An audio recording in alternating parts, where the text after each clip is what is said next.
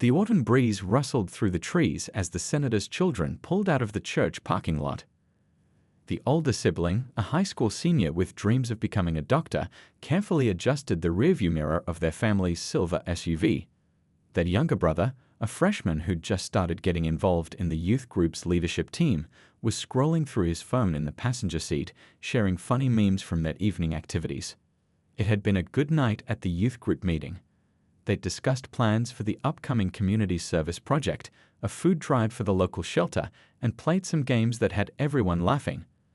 The older sibling smiled, remembering how their usually quiet brother had surprised everyone by winning the charades competition with his spot-on impression of their dad giving a speech. "Mom's going to want to know if we ate anything," the younger one said, finally looking up from his phone. "Should we stop for something?" Dad texted that he's still at that budget meeting. The streetlights cast warm pools of light on the familiar suburban roads as they debated whether to grab a quick bite. Their neighborhood was peaceful at this hour, with only a few cars out and about. Most families were already home, settling in for the night, lights glowing softly behind curtained windows. The radio played quietly in the background, their father's favorite jazz station. He'd always insisted on them listening to it, saying it would expand their musical horizons. They used to roll their eyes at that, but lately they'd found themselves actually enjoying the smooth melodies. Tonight, a saxophone solo filled the car with its mellow tones as they turned onto Oak Ridge Drive. "Remember when Dad first taught us to drive?" the younger one asked, watching as his sibling smoothly navigated a turn. "He made us practice in that empty parking lot behind the community center for weeks before he even let us touch a real road." The older sibling laughed, adjusting their grip on the steering wheel just the way their father had taught them. "Yeah, and remember how he made us memorize all those traffic laws? I thought I was preparing for a law degree instead of a driver's license." Their father, always protective and thorough, had spent countless hours teaching them not just how to drive, but how to be safe in every situation. As a state senator, he knew better than most the importance of being prepared. He'd given them countless life lectures, as they jokingly called them, about everything from traffic stops to college applications. The younger brother's phone buzzed with a text from their mom, asking if they'd remembered to pick up their suits from the dry cleaners for Sunday's church service. "Oops," he said, looking sheepish. "We totally forgot." "It's okay," the older sibling assured him. "We can get them tomorrow after school. Dad's speaking at that education committee meeting anyway, so we'll be out that way." They passed the local park where they'd spent countless summer afternoons. Now, in the evening darkness, the empty swings swayed gently in the breeze. A few blocks away, the lights of their favorite ice cream shop were still on. The owner always stayed open late on youth group nights, knowing the kids would stop by for post-meeting treats. Their conversation drifted to school, the younger one's excitement about making the debate team, following in their father's footsteps, and the older one's latest college acceptance letter. Their parents had always emphasized the importance of education, but never with pressure, just steady encouragement and support. "Hey, did you finish that history project?" the older sibling asked, glancing at their brother. "The one about civil rights movements?" "Almost," he replied, sitting up straighter. "Actually, I used some of Dad's old speeches in my research. Did you know he was the youngest person ever elected to the state senate from our district?" The pride in his voice was unmistakable. Their father had always been their hero, not just for his political achievements, but for the way he carried himself, with dignity, kindness, and an unwavering commitment to making their community better. The dashboard clock showed 8:45 p.m. as they turned onto their street. The familiar houses of their neighbors lined both sides. The Thompsons with their always perfectly trimmed hedges, the Paddles whose spicy cooking often filled the evening air with tempting aromas, and old Mrs. Wilson who still put out cookies for all the neighborhood kids during holidays. Their house was just a few blocks away now. They could almost see the porch light their mom always left on for them, a warm beacon guiding them home. The older sibling had just started to tell a funny story about their chemistry lab partner when the flash of blue lights in the rearview mirror caught their attention. At first, they thought the police car must be heading somewhere else. After all, they hadn't done anything wrong. They were good kids, honor roll students, active in their church and community. Their father had taught them to be exemplary citizens, to always follow the rules. But the lights were definitely for them. The older siblings' hands tightened on the steering wheel, mind racing through their father's careful instructions about what to do in exactly this situation. Stay calm. Signal and pull over safely. Keep your hands visible. The lessons they'd hoped they'd never need to use suddenly became very real. As they carefully pulled to the curb, neither sibling could have known that this routine evening was about to become anything but routine. Their world was about to shift dramatically, testing everything their parents had taught them about dignity, justice, and keeping faith in the face of adversity. The piercing blue lights filled the car's interior, reflecting off the rearview mirror and casting strange shadows across the siblings' faces. The older one's hands trembled slightly on the steering wheel, but their movements remained steady as they signaled and pulled to the right, just as their father had taught them. 3 cars back, the police cruiser's headlights blazed at full intensity, and in the mirror's reflection, they could see a second patrol car joining the first. Stay calm, the older sibling whispered, as much to themselves as to their brother. Remember what Dad taught us. Their father's words echoed in their minds. Keep your hands visible, move slowly, speak respectfully but clearly.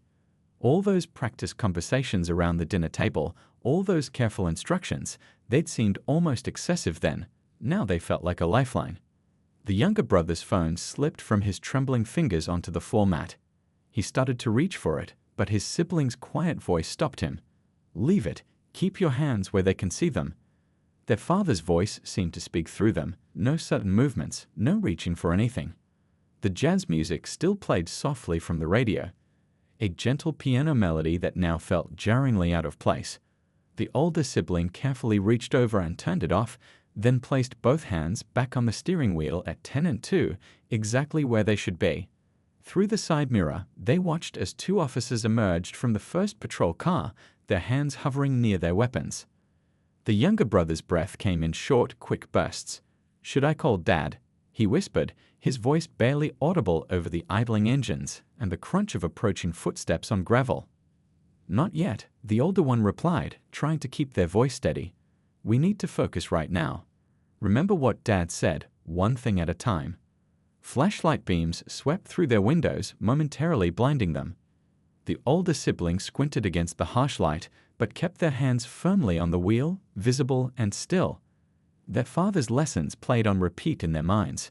Don't make any sudden moves, announce any actions before you make them, stay polite but firm. A sharp knock on the driver's side window made them both jump. The older sibling's heart pounded so hard they could feel it in their throat, but their voice remained surprisingly steady as they called out, "I'm going to lower the window now, officer." The window slid down smoothly, letting in the cool evening air and the overwhelming beam of the flashlight. The officer's face remained hidden behind the light, but his voice carried clearly, "Both of you, hands where we can see them." The younger brother raised his hands slowly, palms open, just as they'd practiced at home. Their father had walked them through this scenario so many times, but this was different. This was real, and the fear churning in their stomachs was real too. "License and registration," the officer demanded, his tone clipped and professional. The older sibling spoke clearly, just as they'd rehearsed. "Sir, my license is in my wallet, in my back pocket, and the registration is in the glove compartment. Would you like me to get them now?" More officers had gathered around the car, 4 of them now, their flashlights creating a wall of light that made it impossible to see their faces. The siblings could hear radio chatter, fragments of codes and communications they didn't understand. "Step out of the vehicle," came the command, bypassing their question about the documents. "Both of you slowly. Keep your hands where we can see them." The younger brother's voice quavered as he spoke up. "Sir, this is our family car. We're Senator." But the officer cut him off with a sharp, "Out of the vehicle. Now." The older sibling caught their brother's eye, giving him a small nod. "Stay calm," the look said. "We know who we are." The younger one swallowed hard and nodded back, his hands still raised and visible. As they carefully opened their doors, the cool evening air that had felt so pleasant earlier now carried a bitter chill. The older sibling moved with deliberate slowness, remembering every detail of their father's instructions. No sudden movements. Keep your hands visible. follow commands precisely. The shadows of the officers loomed large against the pavement, stretched and distorted by the patrol car's headlights. More blue lights flashed in the distance, a third patrol car approaching. The peaceful suburban street they'd driven down countless times now felt alien and hostile. Their neighbors' houses stood dark and quiet, curtains drawn. Somewhere, a dog barked, the sound eerily distant. The younger brother's church clothes, neat slacks and a polo shirt, suddenly felt inadequate protection against the night air and the intensity of the situation. The older sibling stepped onto the pavement, hands raised, heart racing but mind clear. They could feel the rough texture of the asphalt through their dress shoes, could hear the static of police radios and the soft whir of dashboard cameras recording everything. Their father had taught them about those cameras, told them they could be both a threat and a protection. As they stood there, back straight, hands raised, the siblings drew strength from each other's presence and from their father's teachings. They were the children of a state senator, raised to carry themselves with dignity no matter the circumstance. But in this moment, under the harsh glare of police lights, they were also just two teenagers, frightened but fighting to stay composed, trying to remember everything their parents had taught them about surviving moments exactly like this one. The night stretched around them, the familiar comfort of their neighborhood transformed into something unrecognizable. And still, more police cars were arriving, their sirens silent but lights painting the street in alternating waves of blue and shadow. Standing in the harsh glare of police lights, the siblings felt the weight of every lesson their parents had taught them. The older siblings' church shoes clicked against the pavement as they were directed to step backward, one careful step at a time. Their younger brother followed, his breathing quick but controlled, just as they'd practiced during their father's kitchen table talks about staying composed under pressure. "We're looking for a stolen vehicle matching this description," one officer announced, his flashlight beam sweeping over the silver SUV. "Reported about 20 minutes ago." The older sibling spoke clearly, their voice steady despite the fear tightening their chest. "Sir, this is our family car. Our father is state senator." "We'll get to that," another officer cut in, moving closer. "Right now, I need you both to focus on following instructions." The younger brother's voice cracked slightly as he tried again. "But sir, we have papers in the glove box. This is our car. We were just coming back from youth group at." "Face the vehicle. Hands on the hood," came the sharp command, drowning out his explanation. The siblings complied, their church clothes catching the reflected blue lights as they moved. The cool metal of the hood pressed against their palms, and the older one could feel their brother trembling beside them. More police cars had arrived, their lights creating a dizzying display that drew curious faces to nearby windows. The sound of doors opening and closing, radio static, and boots on pavement filled the once quiet street. The older sibling counted 6 officers now, moving around them with practiced efficiency. "Listen," the older sibling tried once more, keeping their tone respectful but firm, just as their father had taught them. "In my wallet, there's my driver's license. It shows this address. And in the glove compartment, theirs. We have reason to believe this vehicle was involved in a crime," the first officer stated, his tone professional but unyielding. "We need to verify some information before we proceed with anything else." The younger brother's voice was barely a whisper now. "Should we call Dad?" An officer nearby heard him. "No phone calls right now. Keep your hands where they are." The older sibling felt a surge of protective instinct as they heard the fear in their brother's voice. They thought of their father, probably still in his budget meeting, unaware that his children were standing on a street corner, hands pressed against the hood of their own car. They thought of their mother waiting at home, perhaps already wondering why they weren't back yet. "Sir," they tried again, channeling their father's diplomatic tone, the one he used in difficult Senate sessions. "Our father is state senator." "Anyone can say that," came the reply, though something in the officer's voice had shifted slightly. "We need to verify." "Check the registration," the younger brother said suddenly, his voice stronger now. "Please, it's in the glove box. And there's a Senate parking pass on the windshield." One of the officers moved to the front of the vehicle, his flashlight beam finding the small parking pass hanging from the rearview mirror. Another officer had opened the passenger door and was reaching for the glove compartment. The siblings remained still, their palms pressed against the cooling metal of the hood, feeling the vibrations of their racing hearts through their fingertips. Around them, the night had taken on a surreal quality. The familiar streets of their neighborhood transformed by flashing lights and the low murmur of gathering onlookers. "Sir," a new voice called out, another officer, approaching from one of the recently arrived patrol cars. "You might want to take a look at this." The first officer stepped away, and the siblings could hear low voices conferring behind them. Words drifted through the night air: state senator and verification and possible mistake. The younger brother's hands were shaking against the hood. The older sibling wished they could reach out, offer some comfort, but they knew better than to move. Instead, they spoke softly, their words meant only for their brother's ears. "It's okay. Remember what Dad says, the truth always comes out." Their father had spent countless hours preparing them for moments like this, but nothing could have fully prepared them for the reality. The cold metal under their palms, the weight of unseen eyes watching them, the struggle to maintain dignity while fear coursed through their veins. More murmured conversations behind them, more radio chatter. The older sibling could hear phones being used, calls being made. They thought of their own phones, one still in the car, the other in their pocket, unreachable. Their parents were probably trying to reach them now, wondering why they weren't responding to texts. The night air had grown colder, or maybe it was just the adrenaline wearing off. The younger brother shifted slightly, his dress shoes scraping against the pavement. "My arms are getting tired," he whispered. "I know," the older sibling whispered back. "Just hold on. Remember what Dad taught us about moments like this. We're doing everything right." Behind them, the conversation between officers had grown more intense. Words like verification and confirmation floated through the air. One of the officers was speaking into his radio, his voice urgent but quieter now, more cautious. The siblings stood there, hands still pressed against their family car, waiting. Around them, their peaceful suburban neighborhood had become an unwilling stage for a drama they'd hoped would never play out. But even in this moment, they held on to their father's teachings about dignity, about patience, about knowing that sometimes justice takes time but truth cannot stay hidden forever.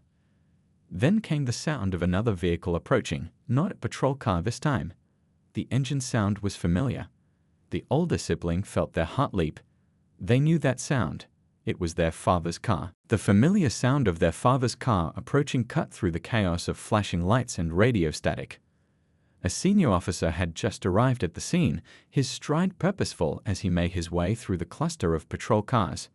His presence seemed to shift the energy of the entire scene. Something was changing. The older sibling could hear quick, hushed conversations behind them. "Sir, the registration matches, Senate parking pass, confirmation from Capitol Security." The words flew back and forth with increasing urgency. The younger brother's hands were still pressed against the hood of their car, but he lifted his head slightly at the sound of their father's approach. "Lieutenant," one officer called out, his voice carrying a note of concern. "We've got verification from the State House. The Senator's office confirmed his children drive this vehicle. They're coming back from a church youth group meeting." The lieutenant's footsteps stopped nearby. There was a moment of heavy silence, broken only by the idle of engines and the distant sound of neighborhood dogs barking at the unusual activity. When he spoke, his voice carried the weight of authority and growing concern. "Let them step away from the vehicle," he ordered, his tone markedly different from the commands they'd heard earlier. Now, the siblings stayed still, waiting for direct permission to move, just as their father had taught them. Years of careful instruction had ingrained this caution in them: no sudden movements, no assumptions, even when the situation seemed to be improving. "You can lower your hands," an officer said, his voice now gentle, almost apologetic. "Please, step back from the car." As they turned around, they saw their father's vehicle pulling up behind a line of patrol cars, its headlights adding to the kaleidoscope of lights that had transformed their quiet street. The lieutenant was speaking rapidly into his radio, while other officers huddled around their patrol car computers, faces illuminated by screen glows. "The vehicle we're looking for," one officer was saying, comparing notes on his tablet. "It's a similar model, but..." He paused, scrolling through information. "The reported stolen vehicle has aftermarket modifications, different wheelbase, different year." His voice trailed off as the implications of their mistake became clear. The younger brother was shaking slightly, the adrenaline crash hitting him hard. The older sibling stepped closer, finally able to offer the comfort they'd been holding back. Around them, the officers' postures had changed, weapons holstered, stance less rigid, faces showing the first signs of recognition and realization. Their father's car door opened, and they could see his tall figure emerging. He was still in his Senate suit, likely rushed straight from his budget meeting. His presence seemed to electrify the air, but his movements were deliberate, controlled. They could read in his measured steps all the lessons he'd taught them about maintaining composure under pressure. The lieutenant stepped forward to meet him, already extending his hand in greeting. "Senator, I want to personally apologize for this situation." His voice carried genuine regret. "There's been a serious misunderstanding." More officers were gathering around their computers now, comparing details. The stolen vehicle report came from the other side of the city, one was saying. "Timeline doesn't even match, different interior color." The siblings watched as their father approached, his face a study in contained emotion. They could read the worry in his eyes, the relief at seeing them safe, the carefully controlled anger at the situation. He taught them about moments like this, about the importance of handling them with dignity and wisdom rather than reactive anger.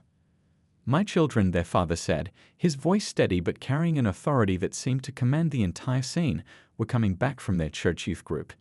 They've driven this route every week for the past year. The lieutenant nodded, his discomfort visible. "Sir, we received a report of a stolen vehicle with a similar description, but we can now see that several key details were overlooked in our initial response." Their father's next words were measured, chosen with the care of a man who understood the weight of every syllable. "My son and daughter have been standing here for how long?" The question hung in the air. Officers glanced at each other, at their watch displays, at the ground. The body cameras were still recording, capturing every moment of this realization, every second of this turning point. The older sibling could see neighbors on their porches now, watching the scene unfold. Some had their phones out, recording. The younger brother had moved closer to them, his church clothes wrinkled from the tension of the past minutes. "We have protocols in place," the lieutenant was saying, "for verifying vehicle ownership immediately upon contact." Those protocols were not. He paused, choosing his words carefully. They were not followed as promptly as they should have been. Their father nodded slowly, his expression unreadable. But the siblings knew what he was thinking. They'd had too many conversations around the dinner table about situations like this, about the importance of documentation, about why they kept their vehicle registration easily accessible, about why they had the Senate parking pass prominently displayed. The night air had grown colder, but the atmosphere was changing. The harsh edges of suspicion were being replaced by the heavy weight of realization. Officers were already beginning to power down their light bars, the street gradually returning to its normal evening darkness. In the diminishing light, the truth was becoming clearer with each passing moment, a truth about assumptions, about protocols ignored, about a system that had momentarily failed two teenagers who had done everything right, exactly as their parents had taught them. Word spread through the police department like wildfire. Patrol cars began quietly departing the scene, their lights now dark, leaving behind only the essential officers to handle the situation. The police chief's personal vehicle pulled up, its arrival marking the severity of what had just occurred. He'd left a family dinner to come directly to the scene. A decision that spoke volumes about the gravity of the mistake. The siblings stood close to their father now, his presence a shield of calm in the chaos they'd just experienced. The younger one's church clothes were wrinkled from the tension, and the older sibling's hands still trembled slightly, though they tried to hide it. Their mother's voice carried from the phone in their father's hand, set to speaker so she could hear that her children were safe. "I'm 5 minutes away," she was saying, her voice steady but tight with concern. "Don't let anyone leave before I get there." The police chief approached their father with measured steps, his face bearing the weight of institutional responsibility. "Senator," he began, removing his hat in a gesture of respect, "I want to personally—" "Chief," their father interrupted, his voice firm but controlled, "my children have been standing out here for 45 minutes. They've been treated like criminals outside their own home. Before we discuss anything else, I want to see the body camera footage. All of it." The younger brother leaned against their older sibling, exhaustion finally setting in as the adrenaline faded. A female officer had brought them water, her eyes full of regret as she handed over the bottles. The siblings noticed her hands were shaking too. Everyone seemed to understand the magnitude of what had just happened. Neighbors had gathered at a respectful distance, their presence both supportive and bearing witness. Mrs. Wilson from next door had come out in her house robe, her face creased with concern. The Patel family stood on their porch, Mr. Patil already on the phone with community leaders. This wasn't just a mistake anymore, it was becoming a moment their entire neighborhood would remember. The police chief nodded to one of his officers, who quickly retrieved a laptop from a patrol car. "We can review the footage right now, Senator. I've already instructed Internal Affairs to begin their investigation, and I've contacted the Civilian Oversight Board." Their father's hand rested protectively on the younger brother's shoulder as the laptop was set up on the hood of a patrol car.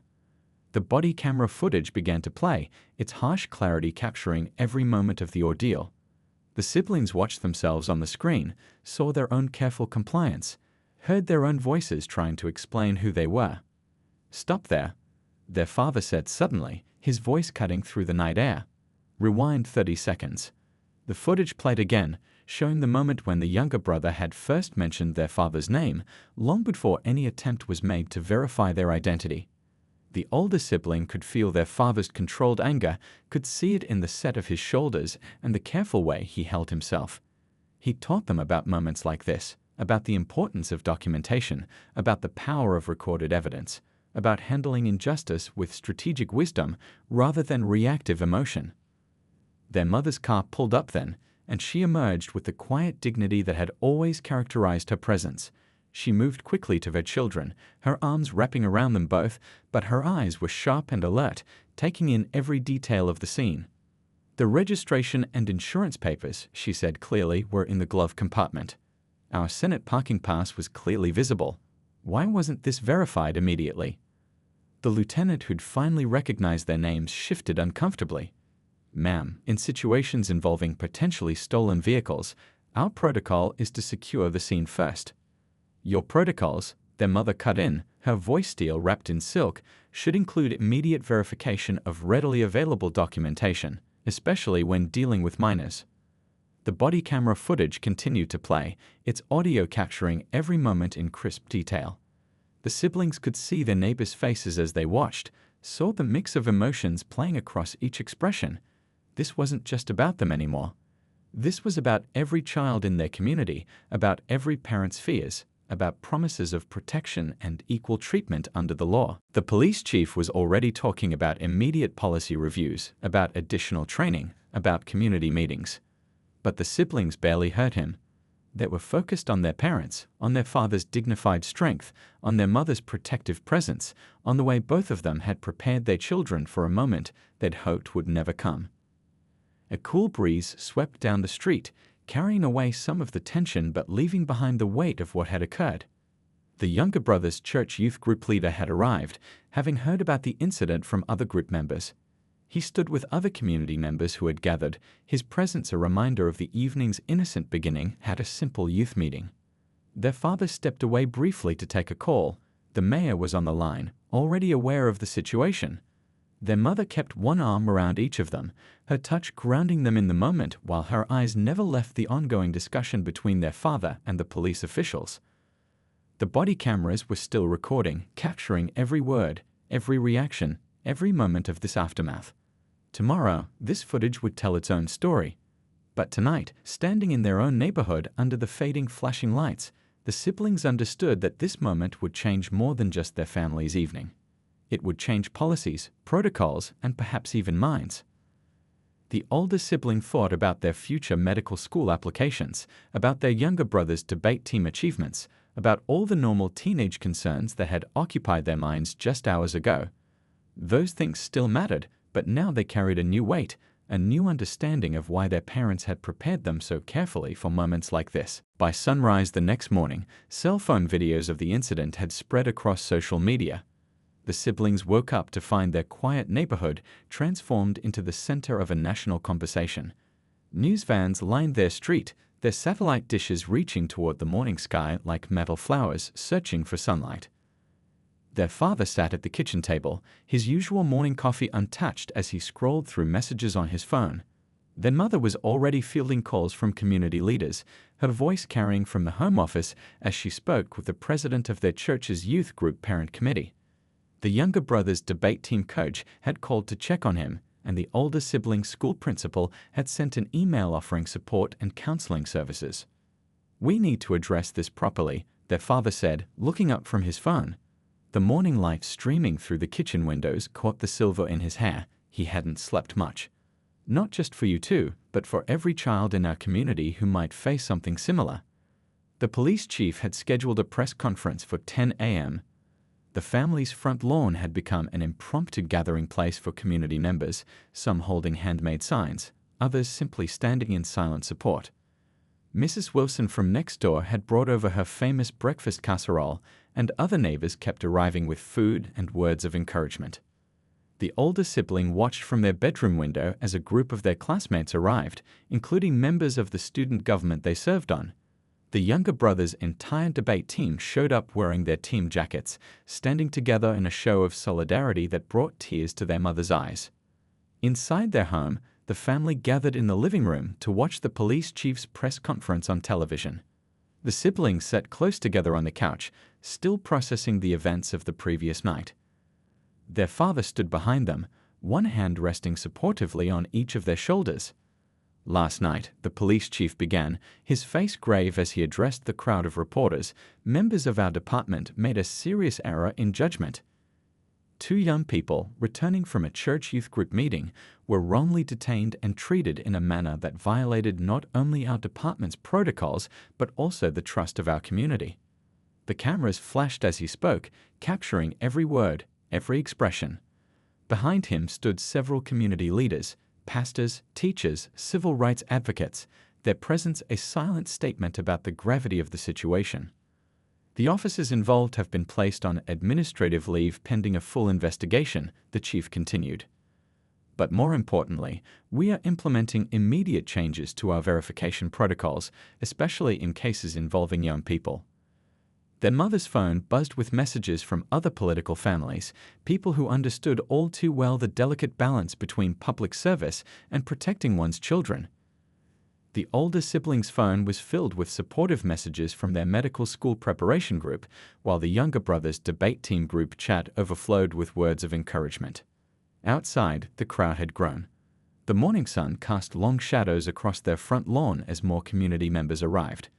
Their youth group leader had organized a prayer circle, and the gentle sound of hymns drifted through the windows.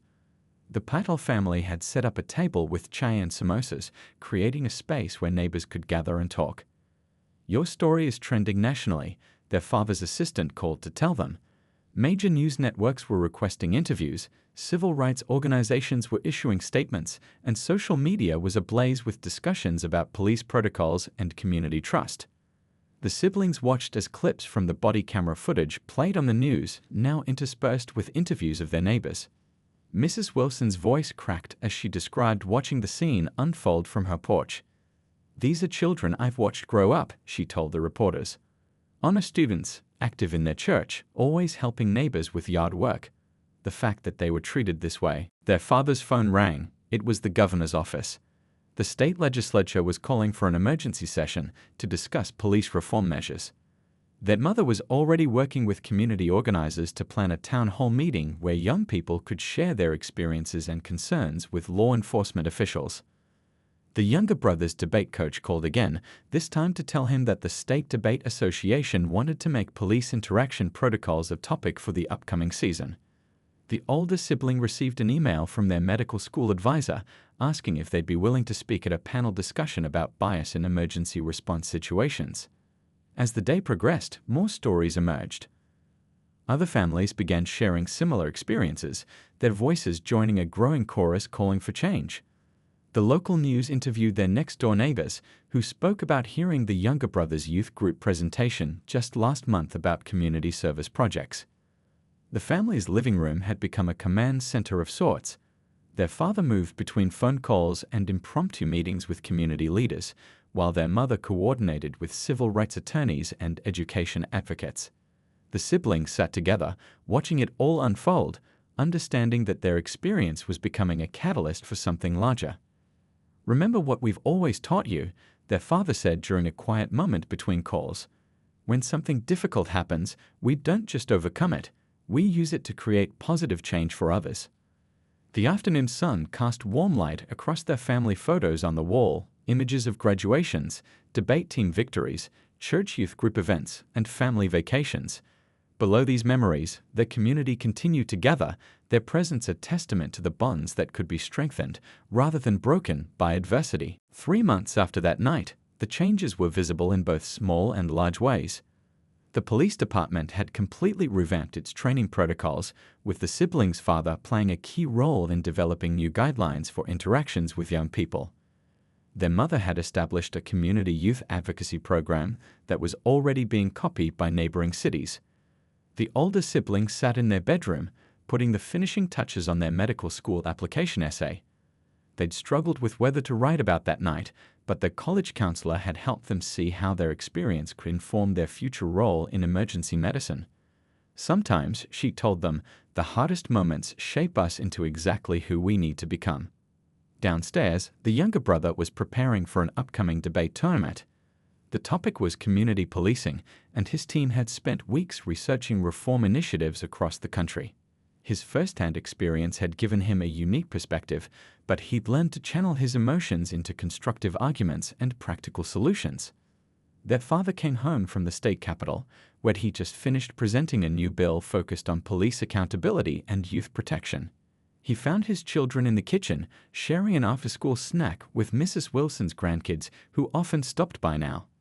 The incident had somehow made their home an unofficial gathering place for neighborhood youth. "The training program starts next week," he announced, setting down his briefcase. The program he'd helped design would bring young people and police officers together in facilitated discussions. Officers would hear directly from teens about their experiences and fears, while young people would learn about police procedures and their rights.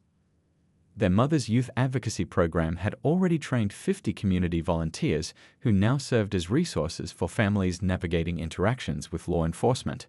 She'd created a handbook that was being distributed through schools and churches, helping parents have difficult but necessary conversations with their children. The police department had undergone significant changes too. The chief had kept his promise about policy reform.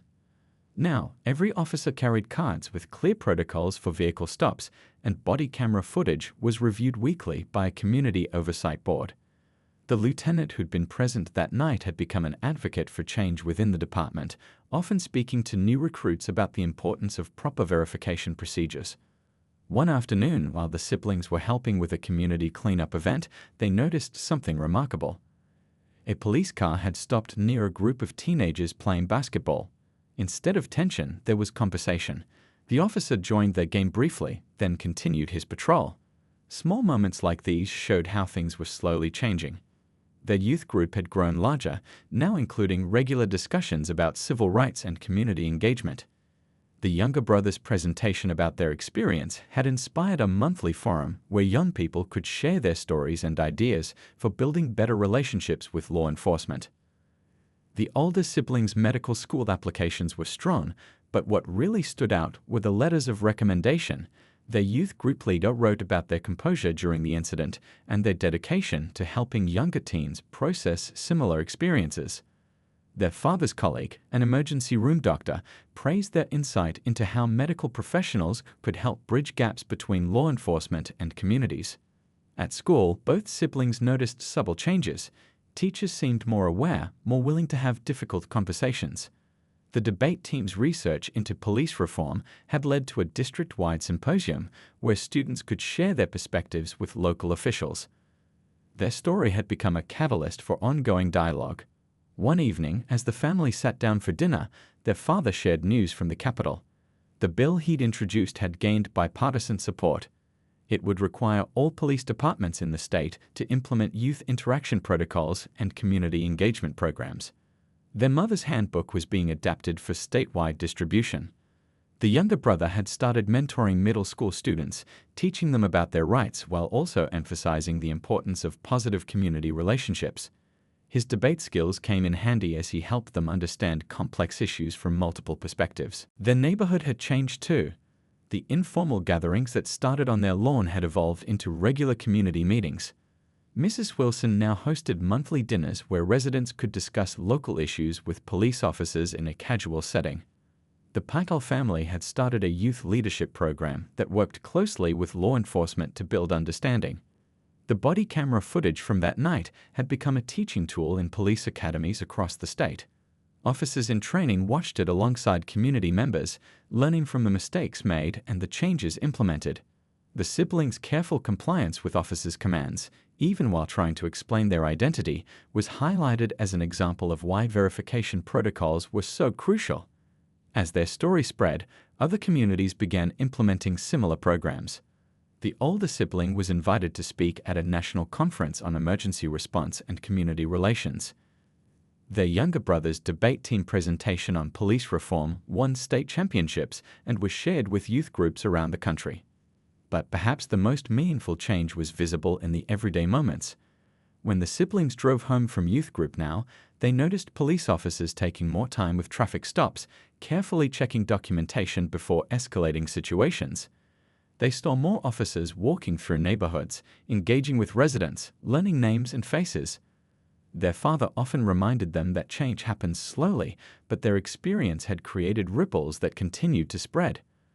Their mother's quiet strength had shown them how to turn pain into purpose. Together, they'd helped their community find a path forward, not forgetting that difficult night, but using it to build something better for the future.